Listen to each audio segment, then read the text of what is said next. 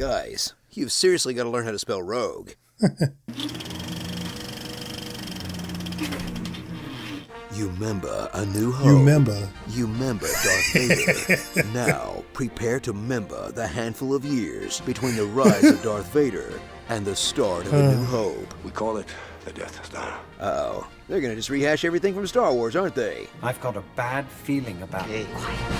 Rouge One, a Star Wars story. Get ready for Disney's first Star Wars anthology movie, because there's no way in hell they'd call it Star Wars Prequel number 4 in what has to be the most money anyone's ever spent to fill in a plot hole. That's the place I've laid my trap. That answers your most pressing questions. How exactly did the rebels get the plans to the Death Star? Did they grab a data tape with a giant claw machine, then use a big antenna to beam the data tape to a ship? And then did that ship transfer the data to another smaller tape? And then did Princess Leia copy that smaller tape onto a tiny droid's hard drive? Geez. You know, whoever said this one is as good as Empire must be really into file formats. Meet an all-new gang of rebels you, how do I put this? Shouldn't get too attached to. Like Jyn Erso, the rebellious rebel who rebels so hard she does whatever her dad tells her. Must be destroyed. I know. We will. Whatever her surrogate dad tells her. Go with him, Jyn. You must go. And whatever her new coworker tells her. I'm coming with you. No, we can't risk it. But sometimes she's pretty grumpy about it. Rebelling alongside Jyn is K2SO, a droid with more personality than any of the human characters. I'll be there for you. Pretty much. Cassian said I had to. Cassian, a rebel whose most heroic moment comes when he doesn't murder someone for once. I had every chance to pull the trigger, but did I? Saw Gerrera, an extremist cast out of the Alliance by extensive reshoots. Chirrut, the blind guy who's technically not a Jedi, but, I mean, come on, look at this guy. Come on. And his friend, Gunny McShootface. I'd add more, but that's pretty much all there is to this guy. I remember nothing about that guy. Cower before the might of the Empire, as various old dudes squabble over who gets credit for the Death Star. That's literally all that happens. Stand here amidst my achievement, not yours. While down on the battlefield, least with stormtroopers those are rolling characters. out in 2 brand new flavors, but with the same old incompetence we're used to, whether they're missing easy shots. One with the force that kills everything. Casually getting taken out, or setting up their weakness to sticks that the Ewoks would take advantage of. Setting up. Why do they even bother with the armor at all? Enjoy one of the does most nothing beautiful for Star them. Wars films to date that feels like the world's biggest budget fan film. Full of Easter Makes eggs sense. that will have die-hard fans saying, Gold leader, red leader. awesome! Guardians of the Wheels. I get that reference. Hey, it's prequel guy. Blue milk, cool. Why does nobody ever tell me anything, Artu? Okay, I like him. You just watch yourself. So that's where those Cantina guys were. They were Walking. around. Yeah, the T-15s have been marked obsolete. T-15s. Yeah, I'm gonna have to look that one up later. Whoa, what an awesome way to put Tarkin in the never mind. And this feels wrong somehow. But nothing will service fans harder and faster than Darth frickin' Vader, as a much older sounding James Earl Jones tries to give us a new iconic scene. Be careful not to choke on your aspirations. Who let George Lucas write a line? But just when you think he's been wasted, extend your lightsabers for the most badass Star Wars moment put to film. The hallway scene. That's it. Which makes Vader's next fight in the timeline even sillier than it already was. Even sillier. It's just 2 old guys fighting with their canes. Ooh, do more tricks. Not starring the following shots you saw in the trailers that weren't in the movie. Jyn versus a TIE That would have been fighter. dope. The group working I love together. that shot. Actual heisting. Very true. War-torn Scarab. That was a cool scene. This iconic shot of Jyn undercover. Very nice. Unused Vader. Which is Saw Gerrera's other haircut. That's right. The shot they based the whole marketing campaign on. All these other cool shots. And this line. This is a rebellion, isn't it? I rebel. Okay, cutting that one makes sense. Suicide Squad, an unnecessary Star Wars story. They could go with that title. I'm one with the force. Force, the Force is with me. I'm one with the Force, and the Force is with me. That's not how the Force works.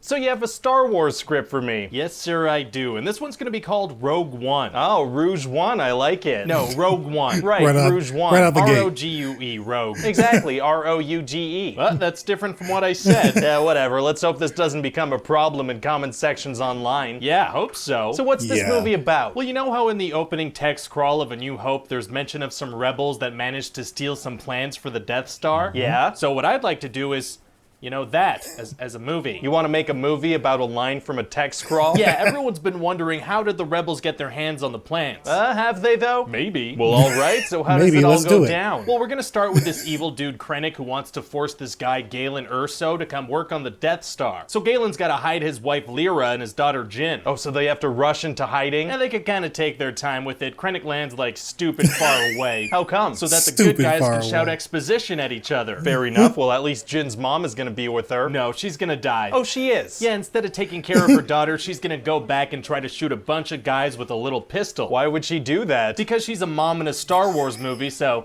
she can't be alive for long. Right, that makes sense. So then we're gonna jump forward in time and meet this dude Cassian who shoots his friend in the back. Oh, he's a bad guy. No, he's one of the main rebel good guys. Oh, really? Yeah, and we're also gonna meet a rebel extremist named Saw Gerrera who's visited by an Imperial pilot that defected. Why does he defect? Because Galen Erso sent him with a message about the Death Star. Oh, so Saw is gonna help him? No, Saw doesn't believe him, so he uses this thing called the Boar Gullet on him. Boar Gullet? Yeah, it's like this tentacle monster that can tell if you're lying or something, but the side effect is that you lose your mind. Oh, so it's gonna be hard for the pilot to be of any help for the rest of the movie. Actually, super easy, barely an inconvenience. He doesn't lose his mind? Yeah, someone's gonna remind him that he's a pilot in the next scene and we're never gonna talk about it again. Seems like a weird thing to include if it's not gonna have any effect on anything. Whatsoever. Yeah, super weird. Huh. So anyway, Jyn was raised by Saw, so the rebels sent her and Cassian to go talk to him. How does that go? Well, on the way they make friends with these two guys, Chirrut and Baze. What's their role in the movie? They bicker about the Force and they're gonna flip a switch later. Oh, flipping switches is tight. And so then Jyn's gonna see a message from her dad. And he says he built a fault into the Death Star that if you shoot it, the whole thing blows up. Oh wow, you're closing up that plot hole from A New Hope. Yeah, that plot hole always kind of bugged me, so I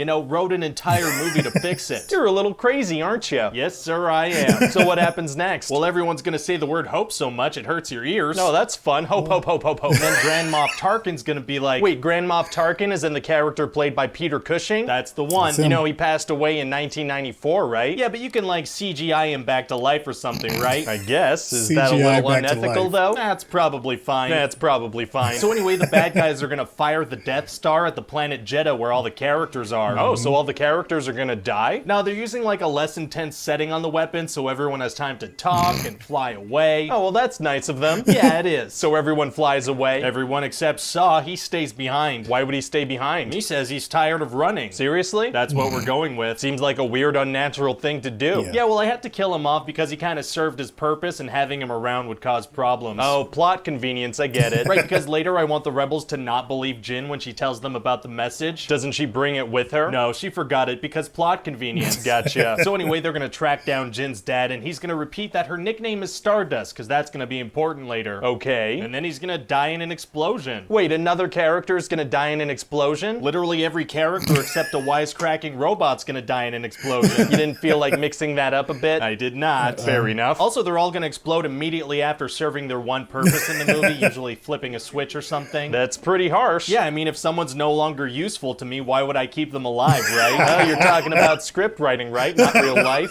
Wouldn't you like to know? Security. Security.